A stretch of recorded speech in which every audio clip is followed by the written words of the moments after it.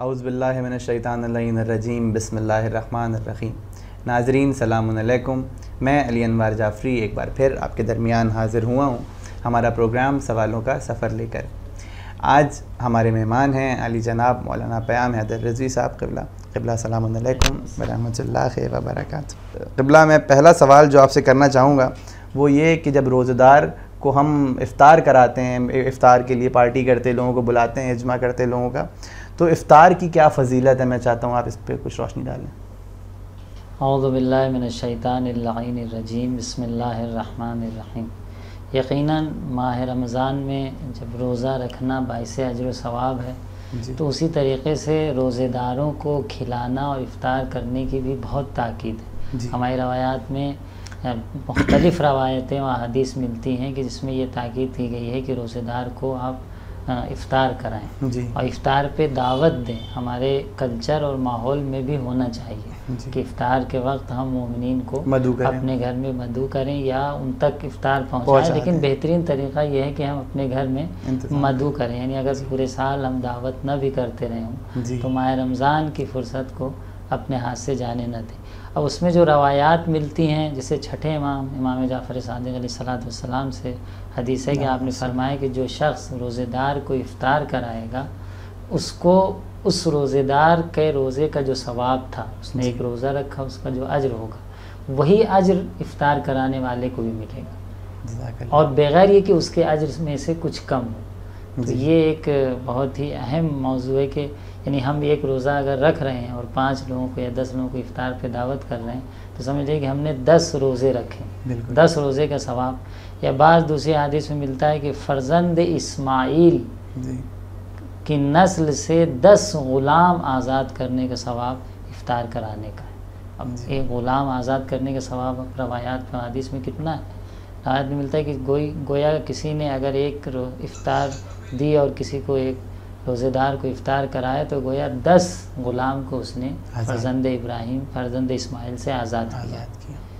اور بھی اس مضمون میں روایتیں ملتی ہیں، جیسے رسول گرامی اسلام سے روایت ہے کہ آپ نے فرمایا کہ یا علی 3 چیزیں ایسی ہیں ثلاث فرحات للمؤمن، جو مومن کے لیے باعث خوشی ہے۔ دیکھیے ہر ایک کے لیے خوشی ہے تو مومن کے لیے بھی خوشی، کیونکہ نیچرل فطری چیز ہے خوشی اور غم، تو اللہ نے مومن کے لیے کچھ خوشیاں رکھی ہیں، اور کیا بہتر یہ ہے کہ ہم ان خوشیوں کو حاصل کرنے کی کوشش کریں جو ایک مومن کے لیے۔ تو کہا 3 خوشیاں مومن کے لیے ہیں دنیا میں۔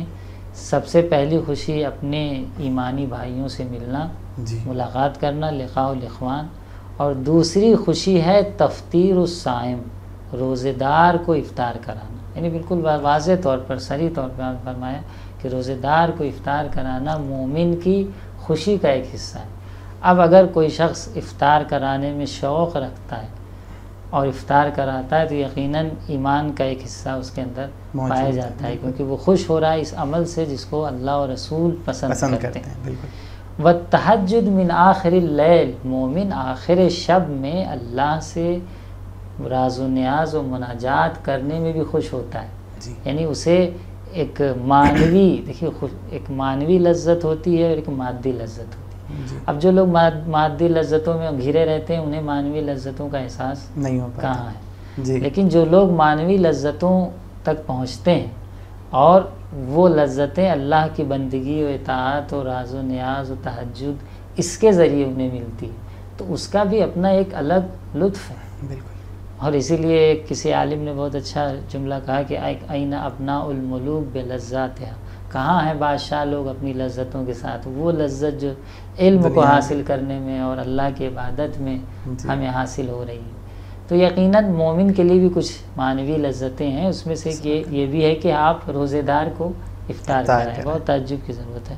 اور ایک حدیث میں مفصل حدیث ہے رسول گرامی اسلام سے، اس کی طرف بھی آپ کو اشارہ کرتے چلیں کہ جو شخص کسی روزے دار کو ماہ رمضان میں افطار کرائے، رسول گرامی اسلام فرما رہے ہیں، اسے توجہ فرمائیں آپ ناظرین، کہ جو شخص کسی روزے دار کو، کسی بھی روزے دار کو ماہ رمضان میں افطار کرائے، ملائکہ تمام ماہ میں، یعنی تمام ماہ رمضان میں رات میں اس پر درود بھیجیں گے۔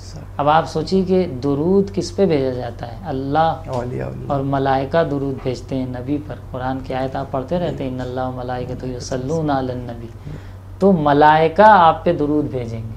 کس کے لیے یہ کہا جا رہا ہے؟ جو افطار کرا رہا ہے, کسی روزے دار کو کچھ کھلا رہا ہے جی.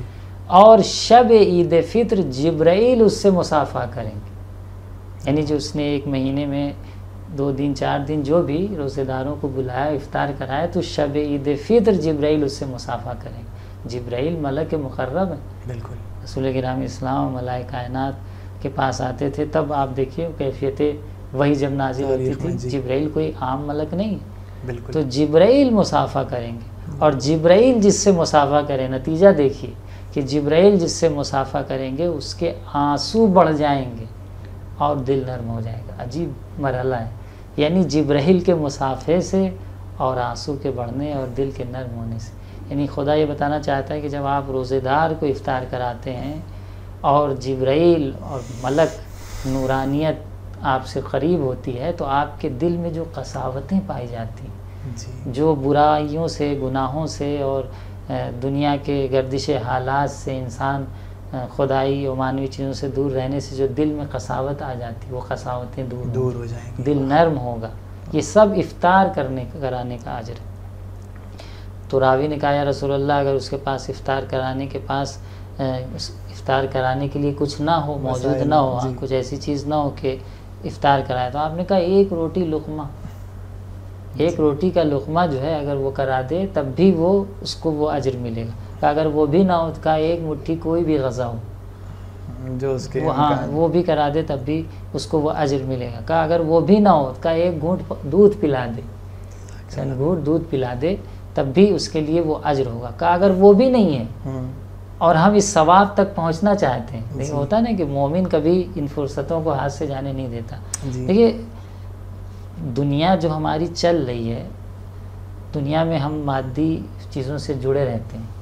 تو اب دنیاوی جو فائدے ہیں, جو انسان اپنے دنیاوی فائدے اپنے ہاتھ سے جانے نہیں دیتا, وہ کیا کہلاتا ہے؟ کہتے ہیں بھائی بہت ہی چالاک انسان جی. بہت ہی معاشرے میں اس کو چالاک انسان کہا جاتا ہے کہ وہ اپنا کوئی بھی فائدہ ہاتھ سے جانے نہیں دیتا جی. تو جس طریقے سے دنیاوی فضا میں, مادی فضا میں وہ قابل تعریف بن جاتا ہے, اسی طرح مومن جب اپنی ان فرصتوں کو ہاتھ سے جانے نہیں دیتا تو وہ صف ملائکہ میں اور معنوی فضاؤں میں قابل تعریف بن جاتا ہے کہ یہ مومن وہ ہے کہ جو اپنی فرصتوں کو ہاتھ سے جانے نہیں دیتا. تو آپ نے کہا کہ دودھ پلائیں, اگر دودھ بھی نہیں ہو سکتا تو آخر میں کہا کہ اسے جرعۃ من الآب, جرعہ یعنی 1 گھٹ 2 گھٹ پانی پلا دیں, یہی کافی ہے.